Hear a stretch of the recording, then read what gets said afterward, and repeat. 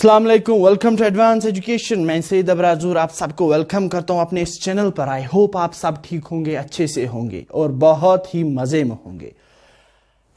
हमने ब्लड किया और ब्लड के कंपोनेंट्स की। आज हमारा जो लास्ट कंपोनेंट है वो हम डिस्कस करेंगे। जो हमारा लास्ट कंपोनेंट है वो है प्लेटलेट्स। क्या है हमारा last component? Platelets. Platelets is also known as thrombocytes. जो प्लेटलेट्स है it is also known as thrombocytes. Thrombocytes means cytes, cells. पता ही है साइट्स टर्म जो सेल्स को बोलते हैं। Thrombo it is the word which is related to thrombus. ये वो वर्ड है जो रिलेटेड है थ्रोम्बस के साथ। थ्रोम्बस क्या होता है? जो क्लॉट फॉर्मेशन में हेल्प करता है, जो क्लॉटिंग में हेल्प करता है थ्रोम्बस। क्योंकि प्लेटलेट्स का काम ही है क्लॉटिंग करना। अब बात करते हैं जो प्लेटलेट्स है उनकी फॉर्मेशन को क्या हम बोलते हैं। जो प्लेटलेट्स है उनकी जो फॉर्मेशन है उसको हम बोलते हैं थ्रोम्बोसाइटोपोइसिस। क्या बताते हैं हम उनकी फॉर्मेशन को? थ्रोम्बोसाइटोपोइसिस।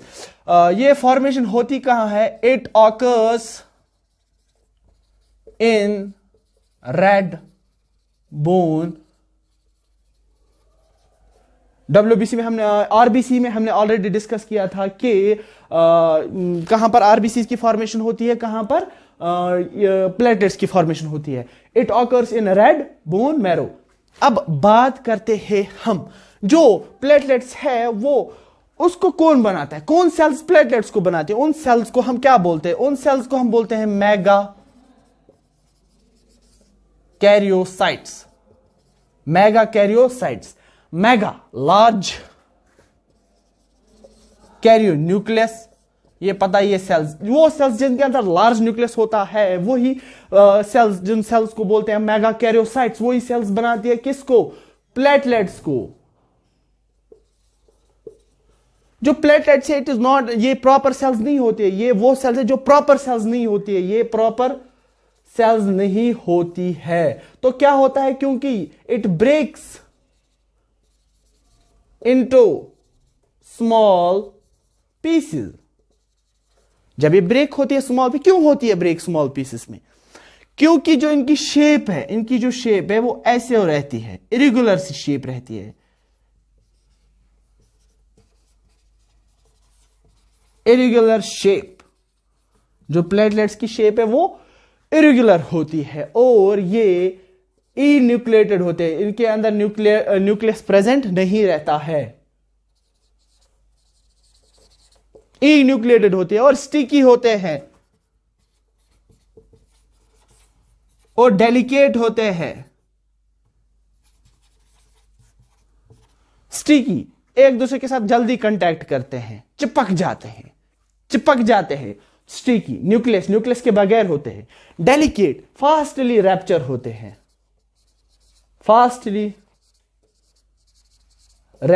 होते हैं, उन्हीं को हम बोलते हैं डेलिकेट। अब हमने क्या देखा? Platelets is also known as thrombocytes. Formation is known as thrombocytopoiesis. और इन जो प्लेटलेट्स को बनाते हैं उन सेल्स को हम बोलते हैं मेगा कैरियोसाइट्स। और अब बात करते हैं हम जो इनका टोटल नॉर्मल काउंट होता है वो कितना रहता है? टोटल नॉर्मल काउंट, प्लेटलेट्स का जो टोटल नॉर्मल काउंट है वो है 1.5 लाख टू 3 लाख। 1.5 लाख टू 3 लाख। किनका टोटल नॉर्मल काउंट ज्यादा है? किनका प्लेटलेट्स का कितना नॉर्मल काउंट है? 1.5 लाख टू 3 लाख। और अगर ये एबनॉर्मल कंडीशन में जाएंगे, एबनॉर्मल कंडीशन में जाएंगे, अगर नंबर डिक्रीज होगा या इंक्रीज होगा तो हम कौन सा वर्ड यूज करेंगे? अगर नंबर डिक्रीज होगा तो हम बताएंगे थ्रोम्बोसाइटोपेनिया। अगर नंबर इंक्रीज होगा, प्लेटलेट्स का नंबर इंक्रीज होगा तो कौन सी टर्म हम यूज करते हैं? थ्रोम्बोसाइटोसिस। कौन सी टर्म हम यूज करते हैं? थ्रोम्बोसाइटोसिस। अगर नंबर डिक्रीज होगा, जैसे डेंगू होता है तो तब प्लेटलेट्स का जो काउंट है वो डिक्रीज हुआ होता है, तो हम बताते हैं कि thrombocytopenia. Thrombo, it is the word which is related, जो हम बोलते हैं it is related to platelets. तो अगर नंबर इंक्रीज होगा, अगर डिक्रीज होगा, डिक्रीज थ्रोम्बोसाइटोपिनिया, जहां भी पीनिया तो डिक्रीजिंग ऑर्डर में हम बोलते हैं कि डिक्रीजिंग वर्ड, डिक्रीजिंग जो टर्म है, तो थ्रोम्बोसाइटोसिस। अब हम अगर इन जो भी ब्लड कंपोनेंट हमने पढ़े, आरबीसीज, डब्ल्यूबीसीज, हमने जिनका जब हमने इनका काउंट देखा, तो अगर हम इनको डिक्रीजिंग ऑर्डर में लिखेंगे तो हम कैसे लिखेंगे? Decreasing order, decreasing order. सबसे ज्यादा क्या था हमारे पास? सबसे ज्यादा हमारे पास था आरबीसीज, जो हमने देखा जो मिलियंस में है। जो आरबीसीज है वो हमारे पास मिलियंस है। क्या फिर हमारे पास डब्ल्यूबीसी ज्यादा है कि प्लेटलेट्स ज्यादा है? डब्ल्यूबीसी ऑब्वियसली थाउजेंड्स में ही थे, तो ये लैक्स में है। तो इसके बाद कौन सा कंपोनेंट हम लिखेंगे?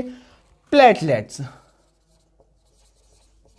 उसके बाद डब्ल्यूबीसी, आरबीसी मिलियंस में हमने देखा, ये लैक्स में, ये थाउजेंड्स में। ये हम इनकी जो फॉर्मेशन डिक्रीजिंग ऑर्डर में हम इनको ऐसे लिखेंगे।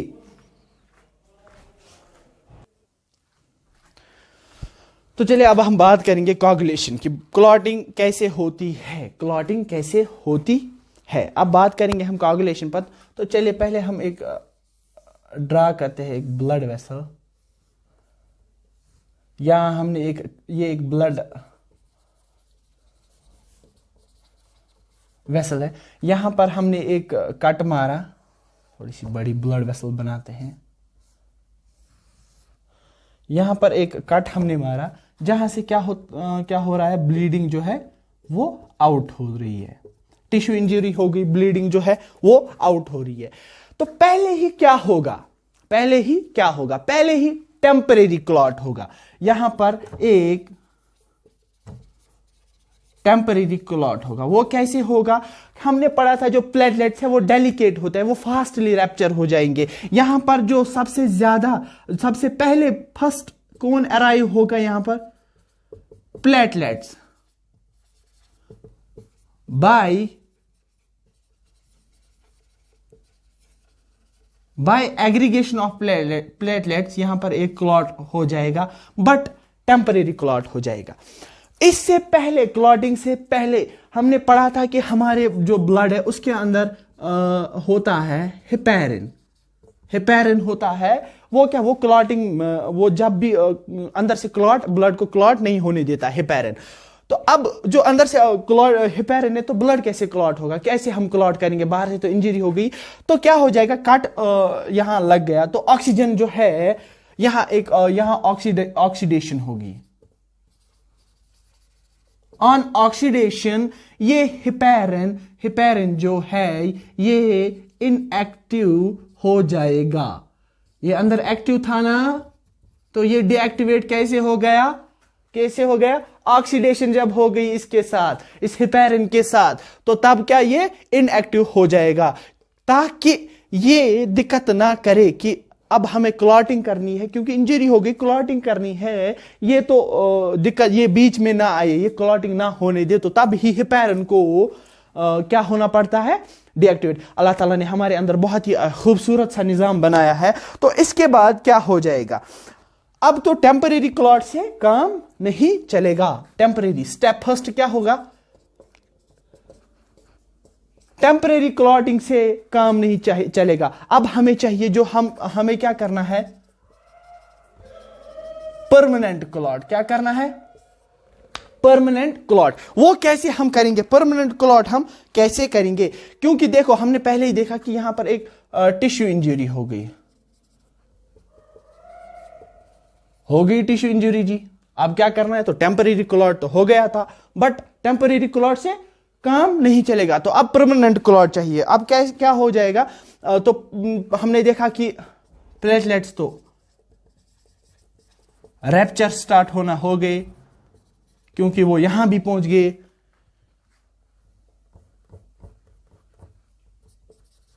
प्लेटलेट्स तो रैप्चर हो गए। अब ये क्या रिलीज करेंगे? ये रिलीज करेंगे, दे विल रिलीज थ्रोम्बोप्लास्टिन।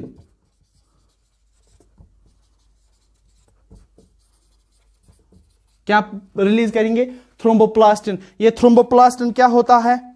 ये थ्रोम्बोप्लास्टिन मिक्स हो जाएगा कैल्शियम आयंस के साथ। किसके साथ मिक्स हो जाएगा? जो ये थ्रोम्बोप्लास्टिन ये मिक्स हो जाएगा कैल्शियम आयंस के साथ। अब क्या होगा इसके बाद ये जैसे ही इसके साथ मिक्स हो जाएगा, ये बनाएंगे थ्रोम्बोकाइनेज।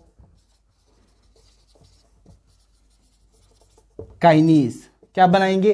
थ्रोम्बोप्लास्टिन रिलीज होगा, मिक्स हो जाएगा कैल्शियम आयंस के साथ। कैल्शियम सिर्फ हड्डियों के लिए ही काम नहीं होता है, आप देखेंगे कि कैल्शियम मसल कंट्रैक्शन में उसका काफी रोल है, और क्लॉटिंग में भी कैल्शियम का बहुत ही बड़ा रोल है। थ्रोम्बोकाइनेज, थ्रोम्बोप्लास्टिन मिक्स होगा कैल्शियम आयंस के साथ, और क्या बनाया इसने? थ्रोम्बोकाइनेज। तो अब क्या हो जाएगा? क्यों? देखो, हमने पढ़ा था कि जो प्लेटलेट्स हैं ये इरेगुलर से होते हैं। क्यों इरेगुलर से होते हैं? क्योंकि यहां ये स्टिकी भी होते हैं, ये चिपक जाते हैं एक दूसरे के साथ, ये क्या करते हैं यहां पर? Temporary clotting. क्योंकि स्टिकी होते हैं, डेलिकेट, फास्टली ये रैप्चर होते हैं, तो फिर यहां पर टेम्परेरी क्लॉटिंग करते हैं। बट हमें चाहिए परमानेंट क्लॉटिंग। टिश्यू इंजरी के बाद प्लेटलेट्स रैप्चर हो गए, उन्होंने रिलीज किया जो ब्लड के अंदर होता है थ्रोम्बोप्लास्टिन जैसे ही रिलीज हो गया, वो मिक्स हो गया कैल्शियम आयंस के साथ। उसने फिर क्या बनाया? उन्होंने थ्रोम्बोकाइनेज। अब क्या प्रोसेस होगी आगे, वो पढ़ते हैं हम। तो चलिए अब इससे आगे बात करते हैं। जो थ्रोम्बोकाइनेज है, हमारे ब्लड के अंदर एक प्रेजेंट होता है जिसको हम बोलते हैं प्रोथ्रोम्बिन। थ्रोम्बोकाइनेज तो हमने देखा कि कैसे मिक्स होकर थ्रोम्बोकाइनेज बन गया था। अब जो प्रोथ्रोम्बिन है ये इनएक्टिव होता है, और ये बनाते हैं थ्रोम्बिन। ये एक्टिव रहता है। एक बार हमारे ब्लड के अंदर थ्रोम्बिन बन गया तो ऑलरेडी हमारे पास होता है फिब्रिनोजन, जो थ्रेड मोनोमराइज होते हैं। फिब्रिनोजन हमने पढ़ा था, फिब्रिनोजन एक बड़ा क्लॉटिंग फैक्टर है। तो ये क्या होगा? इसके साथ ये पॉलीमराइज होगा। जैसे ही ये पॉलीमराइज होगा, ये बनाएगा एक नेटवर्क जिसको हम बोलेंगे फिब्रिन। एक नेटवर्क ये बनाएंगे जिसको हम बोलेंगे फिब्रिन। क्या बताएंगे हम? फिब्रिन। थ्रोम्बोकाइनेज जो हमारे ब्लड के अंदर एक ये होता है प्रोथ्रोम्बिन, वो इनएक्टिव रहता है। जब थ्रोम्बोकाइनेज आता है तो एक्टिव फॉर्म में उसको क्या बनाता है? थ्रोम्बिन। थ्रोम्बिन क्या रहता है? एक्टिव रहता है। वो किसके साथ पॉलीमराइज होता है? इसके साथ, फिब्रिनोजन के साथ। वो क्या बनाते हैं? फिब्रिन। ये ऐसे एक मैश स्ट्रक्चर, ऐसे एक नेटवर्क बनाते हैं, और इसके साथ जुड़ जाती है डेड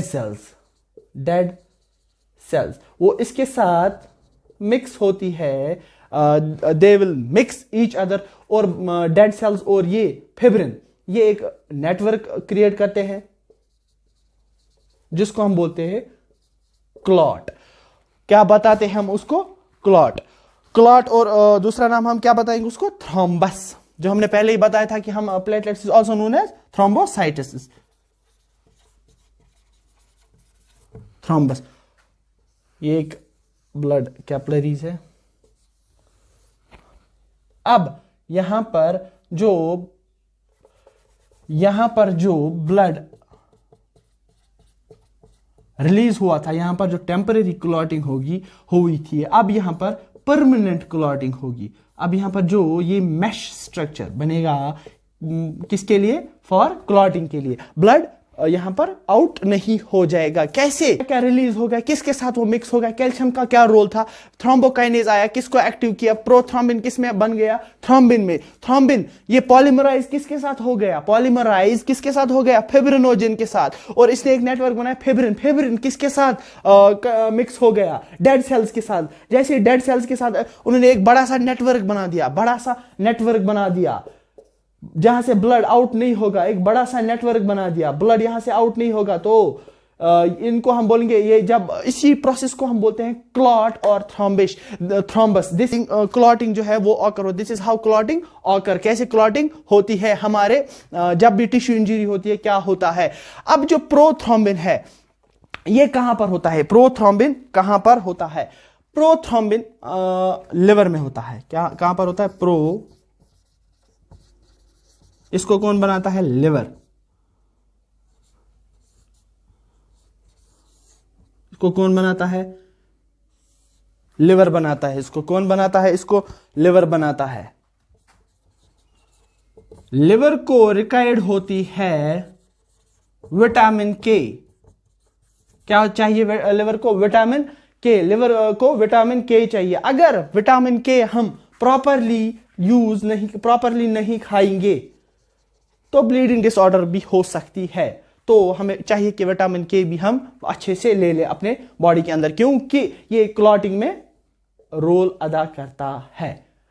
तो देखा हमने कि क्लॉटिंग कैसे होती है। तो यहीं पर हमारा जो ब्लड एंड इट्स कंपोनेंट्स है ये टॉपिक खत्म होता है। आई होप आप सबको अच्छे से समझ में आया होगा। उम्मीद है आप चैनल को लाइक शेयर सब्सक्राइब जरूर करेंगे। तो अब हम इंशाल्लाह मिलेंगे नेक्स्ट टॉपिक पर, नेक्स्ट लेक्चर पर। तो अल्लाह हाफिज।